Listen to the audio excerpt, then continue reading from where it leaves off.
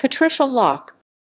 Patricia A. Locke Tawacin WasteWin January 21, 1928 October 20, 2001 was a Native American educator, activist, and prominent member of the Bahá'í Faith. She worked closely with Indigenous activists in supporting the American Indian Religious Freedom Act.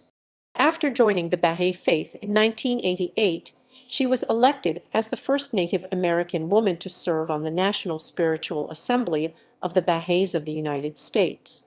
In 1991, she was a MacArthur Fellow, represented the US National Bahá'í community in Beijing at the Fourth World Conference on Women, and she was honored with the Indigenous Language Institute's Those Who Make a Difference Award in 2001, just before her death.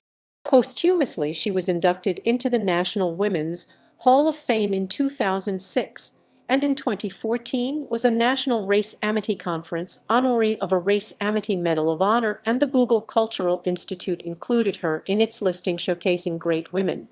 Her son is renowned hoop dancer, flute player, and storyteller Kevin Locke. Biography. Early life. Registered as Patricia and McGillies, daughter of John and Eva Flying Earth McGillies, was born January 21, 1928. Locke was raised on the Fort Hall Indian Reservation in present-day Idaho as a Standing Rock Sioux, Hunkpapa Band of Dakota descent, and Mississippi Band of White Earth Chippewa. Her father, of Scottish and Ojibwe descent, worked for the Bureau of Indian Affairs and enlisted during World War I, after appealed the rejection because at the time Indians weren't considered citizens eligible for service. Her Lakota name Tawacin WasteWin means she has a good consciousness, a compassionate woman. In 1935, Locke participated in a demonstration of Lakota culture in dance and storytelling at a local junior high school with her father and mother. Locke graduated from the University of California, Los Angeles in 1951. She was married to Charles E. Locke from 1952 to 1975.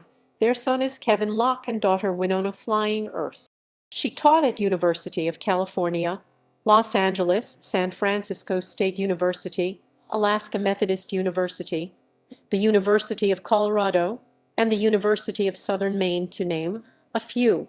In 1969, she authored an oral history which is held at the Library of Congress. In 1970, she spoke out that Indians need to be the priority in solving social problems among Indians. Patricia Locke believed that there is a fundamental difference in values between Native Americans and Western society, and that Native Americans should have the autonomy to solve issues among themselves. She saw to it her son Kevin was taught his heritage and sent him to the Institute of American Indian Arts for high school. Kevin Locke would go on to become a renowned storyteller, flute player, and hoop dancer who founded the Patricia Locke Foundation in honor of his mother. Indigenous activism. In 1975, she was the keynote speaker to the Native American Teacher Training Program with a topic competency-based Native American education. She spoke out against federal government regulations affecting Indian governments in 1978, supporting the American Indian Religious Freedom Act, and was appointed to the Interior Department Task Force on Indian Education Policy in 1979. Over time, she also helped 17 tribes to establish Indian colleges. Patricia Locke spoke out against federal government regulations affecting Indian governments in 1978, supporting the American Indian Religious Freedom Act, which led to the establishment of religious freedom for indigenous groups that had previously been stripped away. Soon after, Patricia Locke was appointed to the Interior Department Task Force on Indian Education Policy in 1979. Patricia Locke also played an instrumental role in the establishment of 17 different Indian colleges led and organized exclusively by indigenous groups in North America. She assisted in the passing of the Tribally Controlled Community College Assistance Act of 1978, which guaranteed federal aid to tribally run community colleges as long as a majority of their student body and board committee were indigenous. These colleges provided access to college education for indigenous people who wanted to stay connected with their people and culture. The Tribally Controlled Community College Assistance Act of 1978 also provided permits for the construction of future community colleges which would be run by exclusively Native groups.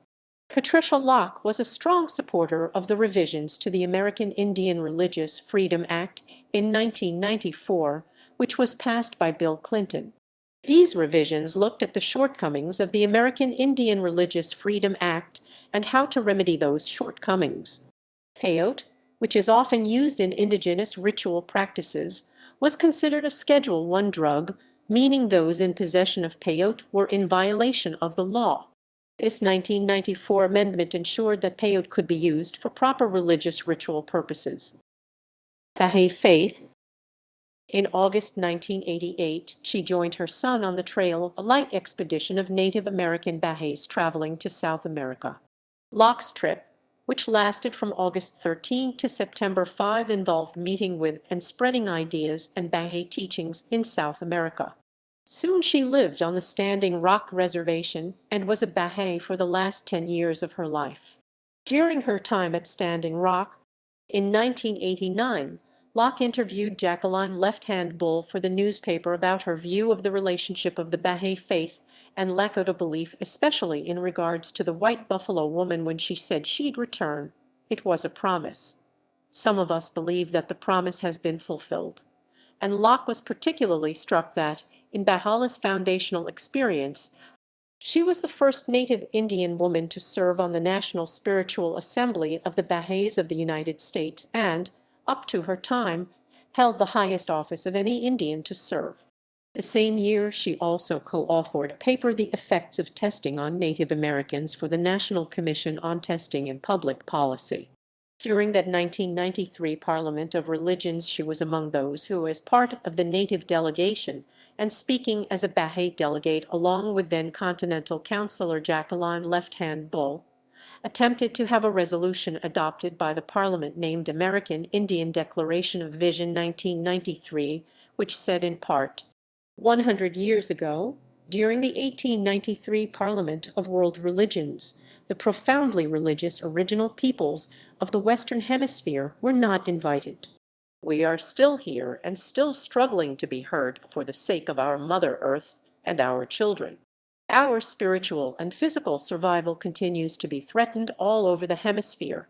We feel compelled to ask you to join us in restoring the balances of humanity and Mother Earth in these ways. Acknowledgement of the myriad of messengers of the Creator, the great mystery to the peoples of the Western Hemisphere. Support in promoting, preserving, and maintaining our indigenous languages and cultures. The resolution was initially adopted by a near-unanimous vote by the delegates, yet was ultimately nullified by Dr. David Ramage, Jr., the chair of the Council Parliament at that time, who overruled the vote because of a conflict over the interpreter bull and the basic role of the Parliament to discuss rather than take action. The main issue indigenous groups had with the interpreter bull was that it advocated for Christian subjugation of native peoples and their land. While the 1993 Parliament of Religions showed increased religious and cultural diversity compared to the previous conference in 1893, the representation of religions was still male-dominated, and a refusal to denounce the interpreter bull upset many of the indigenous attendees. In 1994, she returned in support of the American Indian Religious Freedom Act in its later revision. In 1995, Locke served as chair of the Indigenous Women's Caucus at Fourth World Conference on Women and represented the US National Bahá'í community in Beijing. In earlier 2001, she was invited to deliver a lecture at the University of Maryland. Hers was entitled Indigenous Women's Perspectives on Unity. Locke died while in Phoenix, Arizona on October 20, 2001 of heart failure and was buried in nearby Paradise Valley, Arizona. Her grandson, Ampauduta Flying Earth. Since 2016, Ampauduta Flying Earth has served as the head of school at the Native American Community Academy NACA located in New Mexico. In 2019, he became the acting director of NACA. Awards. In 1991, Patricia Locke received the MacArthur Genius Grant for her work in the preservation of Native American languages. At the time Locke received this award, she was the only Indigenous woman of North America to ever receive this honor.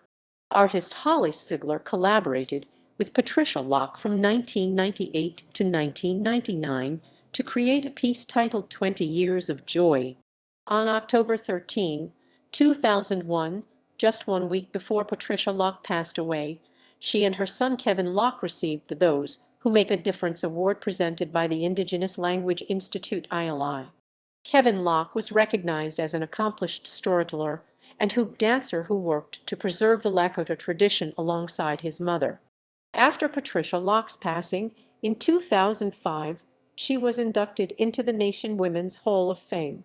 The award recognized her work as an educator and Lakota language expert, as well as her work in the creation of numerous colleges that were run entirely by Lakota tribes. The National Women's Hall of Fame also highlighted her accomplishments working on committees such as the World Assembly of First Nations in 1982 and the Indigenous Women's Caucus in 1985.